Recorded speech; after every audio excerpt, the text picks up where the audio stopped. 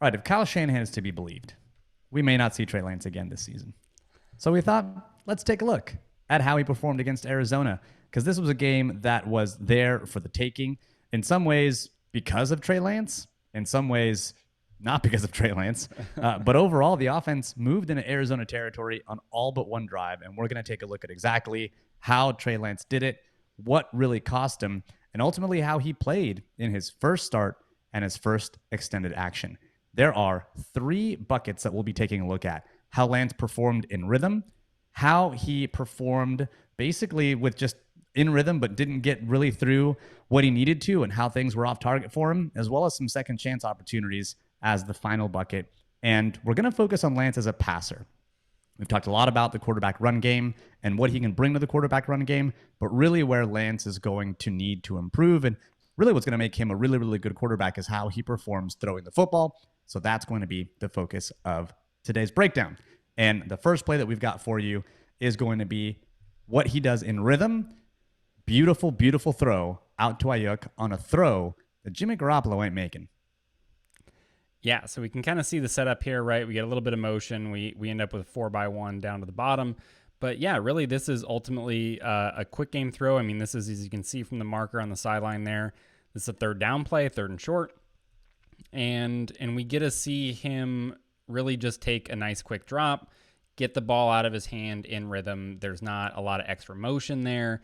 And you can see, I mean, I'm sure if you watched the game live, right, you saw many replays of this, and this ball was just perfect location away from the defender, who is in very good coverage, right? I mean, he gets away, he gets a little grabby at the top there, but he is right on this. So there is very little room for error on this throw, and he really puts it right where he needs to be. And so I think this is when we see him make good, accurate throws, this is kind of becoming a more common theme, where it's just the plays where he's able to throw the ball within rhythm, trust what he sees, and just kind of get the ball out of his hands quickly. And what you love about this is that the throw beats the coverage.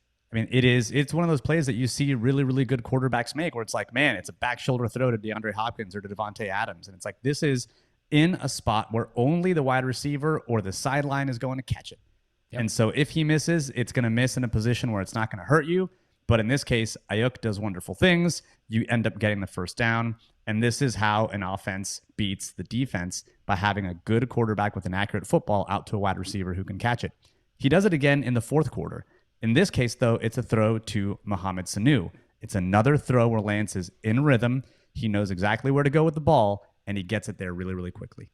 Yeah, so you can see as we let it run there, and again, similar timing, right? Similar drop that we get here. I mean, this is really more quick game timing again from the drop, and it's as soon as that last foot hits, right? He is starting the throwing process. We're not seeing extra movement, and again, we get another on-time, accurate throw to a very good spot on an out-breaking route, right? And you can see, like, I mean, J.J. Watt, we'll get a look at the end zone view here in a minute, but J.J. Watt beats Brunskill clean. Like, there is no time for extra steps, for extra wasted movement on this throw, because if he does, there's a good chance that J.J. Watt's going to be able to affect this, right? So he has to get it out on time, and he does, and he makes another very good throw. We'll get a closer look at that pressure here. But yeah, this is the area when you see the accurate throws, this is kind of becoming what we're seeing, is it needs to be the ones that he's confident in and that he's making in rhythm. I think Shanahan knows this, because if you think of some of the concepts that he had, even in last week's game, he tried to run a lot of quick game stuff. And so I think that this may be an area that is a strength of Trey Lance, is how he performs in some of that quick game stuff when he can get a pre-snap look and then a post-snap confirmation that allows him to throw in rhythm where he knows he needs to get the ball, because he did it a couple of times really, really well. Then we get to some of the things that he did not do so well. And this is going to be the interception at the very beginning of the game in the first quarter. And this is just an instance where he doesn't seem to trust what he sees. He does the right thing, which is climb in the pocket, but ends up throwing it late as a result and just overthrows it. And that overthrow is pretty costly, because it ends up right in Budda Baker's hands. Now, this is, another thing on the opposite end of the spectrum that is becoming more of a theme, right? And it's the plays where he's not getting the ball out in time. So like here, for example, he's hitting the last step in his drop. This is a little bit longer developing route. So you would really expect him to make this throw to Benjamin off a hitch, right? So he's going to get this, make that hitch, ball out here, right? And you can see the timing of that with Benjamin. Like Benjamin is throttling down his route at that same time, getting ready to turn around, and he's got some space there, right? So if you're going to make that throw and try to get it over that linebacker, like you need to throw it here. And then the other thing that we're seeing too with this on some of the bad throws and where he gets a little bit errant is here there's room. So even if you don't like it right away, right? Okay, so he doesn't love it. Maybe he thinks that linebacker is a little too close for comfort in that throwing window. He's going to take a look over at Debo. Okay, that's covered too. He can more subtly slide up in the pocket and then get this to Benjamin out when he wants to here. But instead, we'll get a better look, from the end zone here. And this is something that we were kind of talking about this as we were watching film that really reminds us of Colin Kaepernick because, again, there's a lot of space here. And it's just this big kind of drastic movement, right, to get up. And now he's making this throw on the run, right? He's by moving further up in the pocket than he needs to, he brings Chandler Jones into the mix a little bit there. And so he's making this a more difficult throw by not just sliding up a little more subtly in the pocket and keeping in that throwing posture and then getting this out, right? And so this has been a recipe for these errant, inaccurate throws for him. Now we get to the fourth quarter, and this is a throw that was really, really painful because it's another one where it's the right decision and just a bad throw because the throw here to Benjamin, right decision, bad throw. And here you get something similar to Ayuk on third down where Ayuk is open. I mean, this is a place where the ball needs to get to. This is another quick game type of throw, but it's just high and behind Ayuk, and it ends up as an incomplete pass. Yeah, I mean, this is something that we saw a good number of times late from the Cardinals defense here, which is where they would go with these zero blitzes, right? So they've got no safety help deep here. You can see kind of everybody getting up tight to the line of scrimmage, either to get to their rush position or to get to their man coverage assignment. And kind of as this rolls, right, we've got all 5 guys for the 49ers out in a route, just the 5 guys for Arizona there in coverage. And so there's some opportunities here if you get it blocked up, right, to hit some big plays. And, Ayuk, who knows what he's able to do if you get this on him in an accurate location on time and give him a chance to do something with this after the catch, right? Like maybe it's simple. I mean, this is a 3rd and 4 play. So maybe all we're talking about is a conversion, which is still good. They ended up not converting on this drive as we're going to get to. But there's a chance there with a better throw that leads him that if he breaks one tackle, like he's housing this, it's over because there's no help from anybody on Arizona's defense, right? So this is one, and again, end zone view shows this very well, but it's such an awkward adjustment to have to make as a receiver when you're going full speed one direction and that ball is pulling you back a different direction, and there's just no chance he's going to be able to ever bring that in. Yeah, and this is not a situation where you're thinking to yourself, oh, wide receiver got hands on, and so he's got to make that catch. No. Yeah. That is trying to go behind yourself and basically turn your body into the letter C to try to get that. And honestly, the only reason that I think Ayuk can even get this is because his arms are incredibly long. Like, my dude has issues with shopping bags, and that's the only reason this even becomes a ball that he can touch. But this is just a wildly inaccurate throw. And I don't know enough about quarterback mechanics to tell you one way or the other what was going on with the throwing motion here, but it's just inaccurate, and he's not pressured. And you see that a few times with Lance as you run through his tape. Yep. And now we get to a play in the fourth quarter. This is the very, very next play. This is a play where Lance just doesn't see exactly what's happening in front of him. He gets confused by the dropping linebackers. You see them both in the A gaps right away. It looks like it's going to be maybe another zero blitz. And instead the linebackers drop out. Lance does not confirm post snap. And the pass is tipped. And he may be lucky that that pass was tipped, because if not, Isaiah Simmons might be housing this ball. Yeah, I mean, I think this is definitely a case. And we see this from him in some situations, right? And not to say this is a Trey Lance specific thing. I mean, a lot of times you're going to see quarterbacks kind of predetermine where they're going to go based on the look they're getting pre-snap, right? And just decide, that they're either going to take a shot or, especially in a key situation, right? This is a fourth down, that they're going to want to get the ball to kind of one of their best playmakers. But you can see his eyes here, right?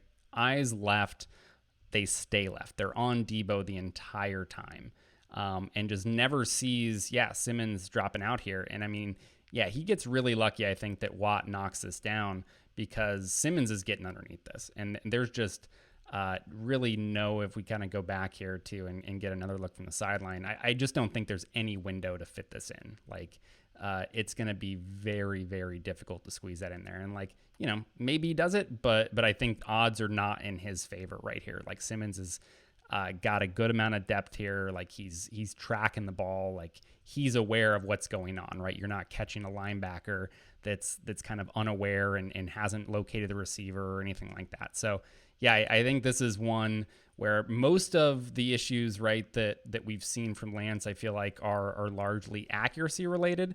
This is one that was more of a misread, right? And this is where you worry about, he had so few turnover worthy plays in college, but you worry about some of those gaps and those throwing windows that he's trying to fit things into now being a little tighter, athletes being a little bit better, and whether some of those do start to because the windows aren't as big, become a little bit more turnover worthy. And I think this is one that would have been in that camp had JJ Watt, not been able to knock it down here. This to me is one of those things that I think gets better when he plays more, when he sees more of these looks, when he sees more of these things, when he's able to actually slow the game down a bit more and take more view of what's happening around him. I think some of this stuff can get better, and this is the stuff that gets improved with reps. But now we get to the final bucket of plays, and it's going to be what happens with Lance in second chance opportunities. And we get to very early in the game, you get a blown protection that the offensive line just slides really away from Chandler Jones, which I feel like is a mistake. And you get Lance, who just he makes something happen with his feet when things are breaking down around him. And while it's not a design quarterback run, it's still a play that ends up being a really good positive for the offense. Yeah, so you can see, and if we actually go back a little bit more in the pre-snap here, so you can see Alex Mack here call out 58, right? And he makes his mic call here. So that's basically letting the offensive line know, as they're currently aligned here, right, that the offensive linemen are going to be responsible for the 4 down linemen for Arizona right now, plus 58 in the middle. So if any of those 5 guys come, that's who they're going to pick up, right? And as the 49ers eventually finish their shifts and motions and go empty, anybody else that comes in that respect would then become hot for Trey Lance, right? So he's kind of responsible for any extra rushers on top of those 5. But as all of these motions and shifts kind of unfold, they never adjust the protection. And so now you end up with that linebacker that they identified as the Mike sliding out because of the running back going in motion. And now you have 5 guys up on the line of scrimmage, and they still end up sliding this left. And so now, as opposed to being in a situation where you should be able to pick up all 5 of those guys that are on the line of scrimmage, you only pick up 4.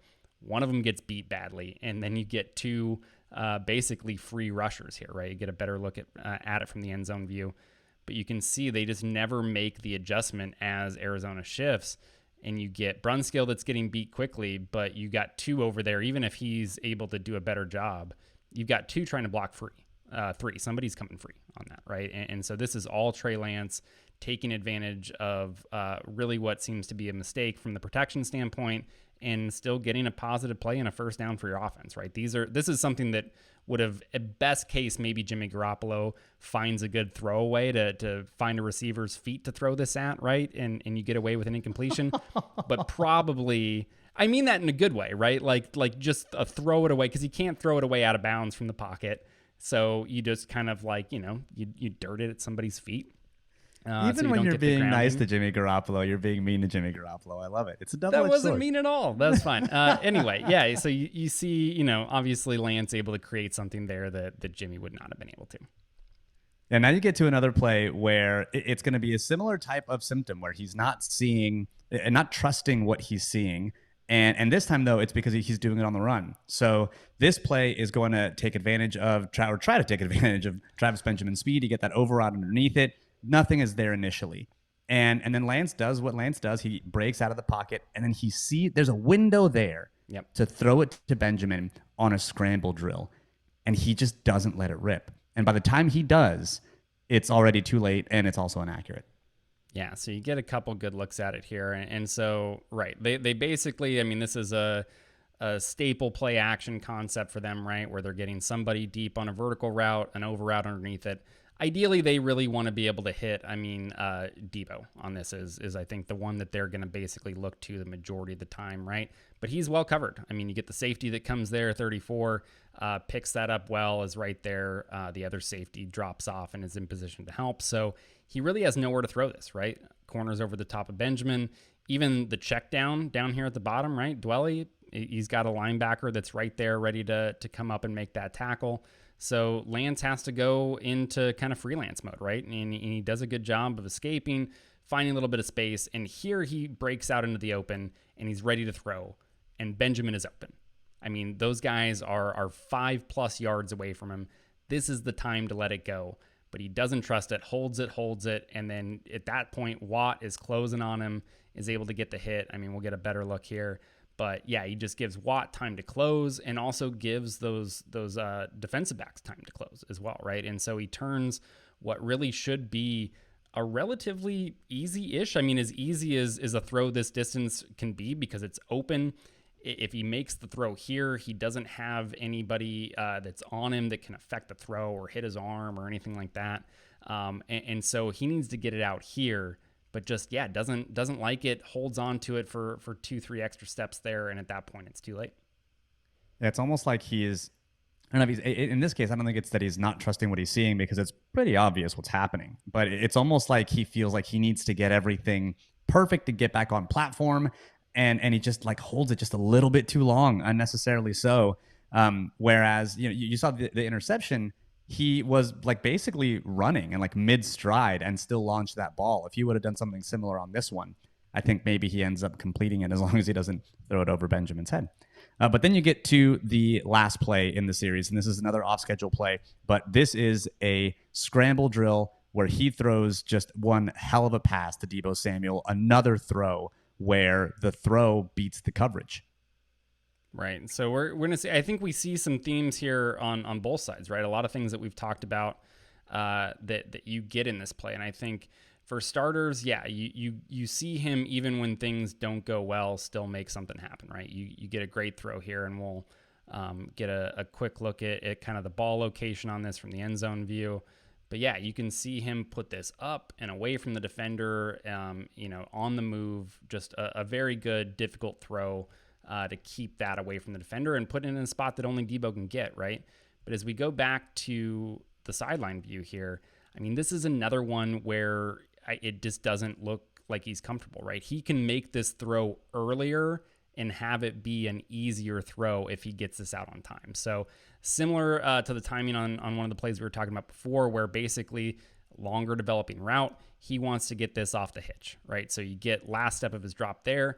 Deebo, I mean, you can already kind of see it that he's going to be breaking into some open space there, but it's not quite there yet. And then here, you want him to hitch up, and then it becomes a little bit more clear. If you focus on Deebo, the space is there now, right? The corner is following Ayuk out of the picture, and that window is opening up. But instead, again, of just sliding up in the pocket, he takes the more drastic movements to kind of fully bail and get out and look to get on the move, and then that gives the corner time to close, right? It closes that window that he has to throw the ball, and it makes this a more difficult throw. So on one hand, you get the positive of being able to still create something very good for your offense. I mean, this is a 26-yard completion out of something that didn't go to plan and that wasn't necessarily all great in the process leading up to it, right? But you see some of the mistakes that really could have led to this being a much easier play to get the same result.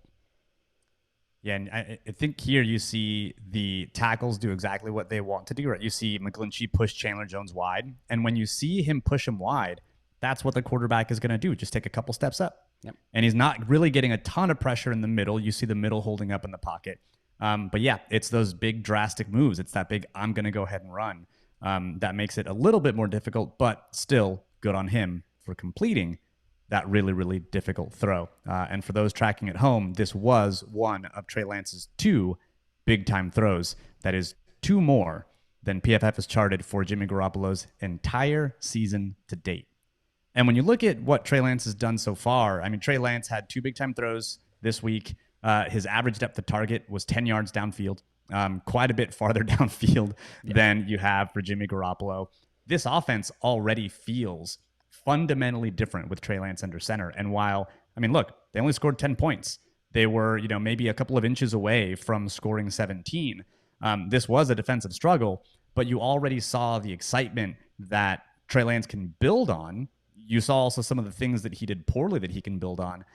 But we've already said here that we think he should start to work some of these kicks out, some of those recognition things to Isaiah Simmons that we might see a rookie do and take his lumps on. But at this point, we may not see Lance for a little bit, which is why I wanted to take a look at him. But it is exciting. There's some good stuff. There's some bad stuff. He's a rookie quarterback, and I think he just needs reps to get better.